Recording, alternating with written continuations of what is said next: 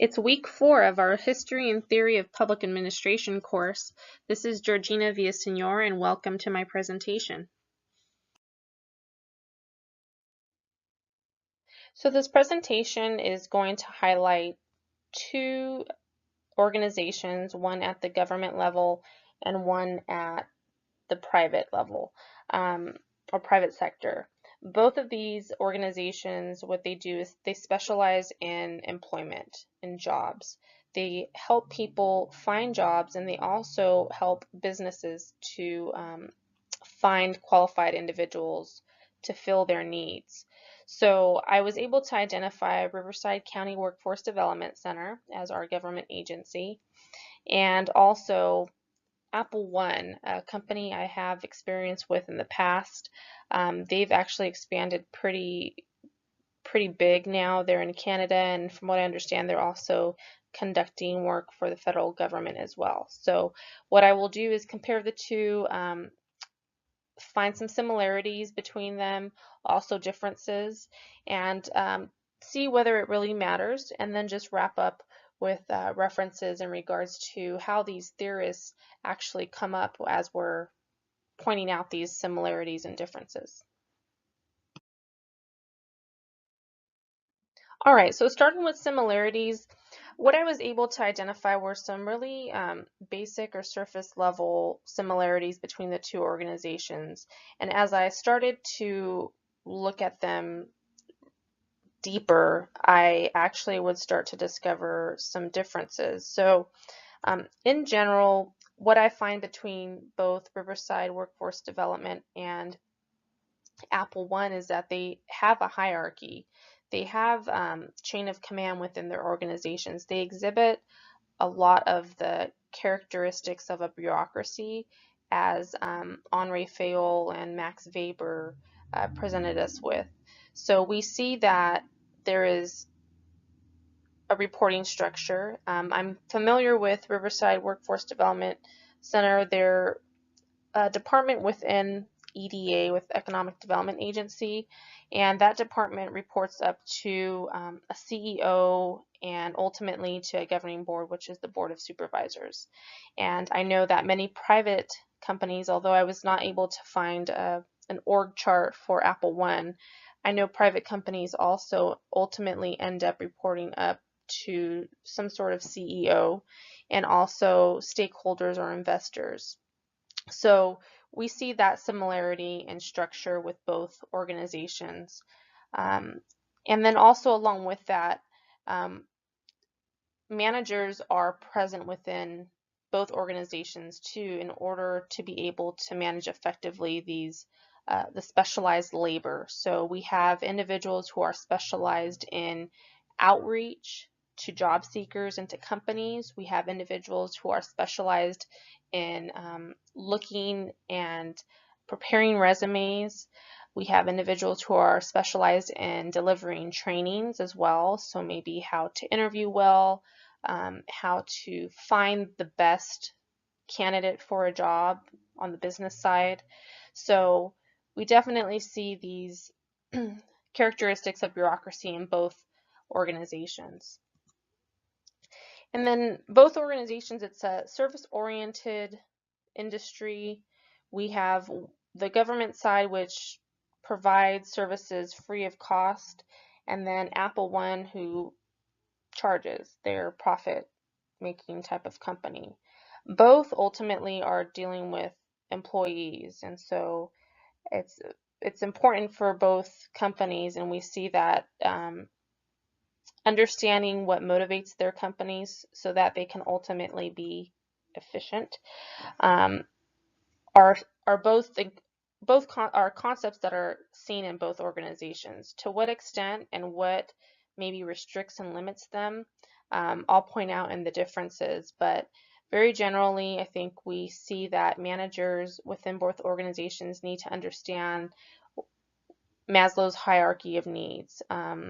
Whether their employees' needs have been met, this would ultimately affect how long employees stay there. I think we will see that government employees ultimately may stay a little longer because of the incentives and benefits that they receive. But it's important to understand that, employees are really seen as an asset. And so both organizations definitely want employees to stay as long as possible. They want employees to have this esprit de corps, this ride or die mentality and commitment to the organization. So managers definitely play an important role in both organizations. And ultimately, both organizations want to be as efficient as possible. And so one has your Apple One probably has profits and numbers that they're trying to reach and increase year to year. And government as well. They want to make sure that they are using public resources as efficiently as possible. But I think we see more challenges for them in achieving that. So we have political influences, we have the public, and so I'll touch on that a little bit more in the differences aspect of this presentation. But very generally, there are some similarities. We also see that managers are performing those manager functions very generally in both organizations. We see pause core. We see that these managers are having to plan to organize, staff, direct, coordinate work, report, and budget. Now, to what extent? I think might be a slightly different, but in general, managers do carry this responsibility in both Apple One and County Workforce Center. So as we examine the differences between the two agencies, what came to mind was the recession.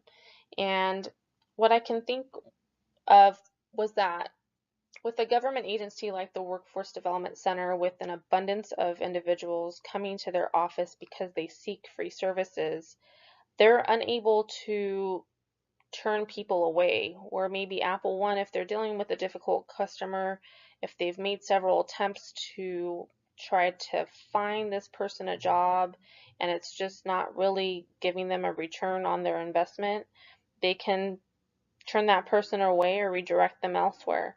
So in delivering services at a government agency like the county, I think it's important that we also consider highly the needs of the workforce, of these employees who are out there conducting the work, the skilled labor. Along with that, it's important to understand that these employees also have different motivating factors. They have these um, incentives such as pensions, an easier promotional type of opportunity once they're in the agency to move around.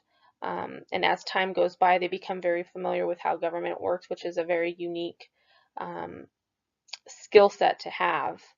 And as we were examining one of the theorists, Appleby, I believe it is, he's discussing that, you know, a, a private businessman is really not going to be successful in a government and vice versa, just because of how unique it functions ultimately. And so this is definitely a difference that I see here.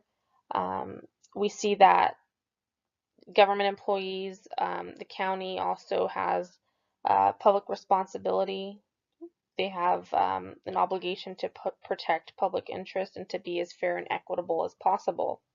And I think a lot of this has to do with the regulations that we see. We're highly regulated. So um, we also see this whole concept of democracy coming into play where we have committees and governing boards who are made up of members of the community. So the Workforce Development Center has a board that it works with as well. So it's highly regulated.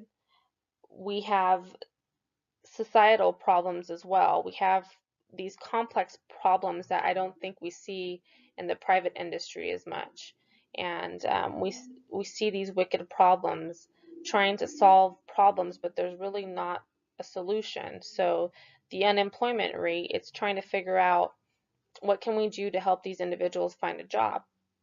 Now, what is it really attributed to? Is it the lack of jobs out there? Is it the fact that these individuals are not maybe educated? What can we do to further assist them to obtain that job? What can we do out there in society to help them as well? And is there really a solution, or is it just a cyclical process? So along with that, I think the challenge that we see, or the difference that we see, is that government can be slightly um, slower because of democracy. So we see that policy involves high level of input and participation from the public. We see that the public is always examining what government does. And so decision making is ultimately slower when it comes to the government. And I think for someone like Apple One, decisions can be made relatively quicker, especially if it is able to be attributed to some sort of money or profit being made.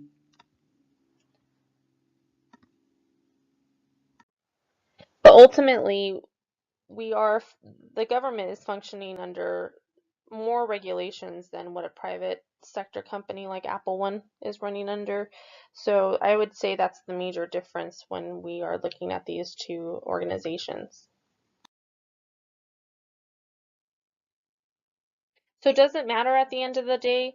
I think it does matter to understand how these two organizations may differ, but at the end of the day, these organizations can be seen as competition, but actually it's an opportunity for them to build a partnership and for both to accomplish their mission, their objective, which is ultimately to help job seekers, help businesses, but also help the economy. So that's my outlook on whether examining the similarities and the differences between these two really matters, and I think it does.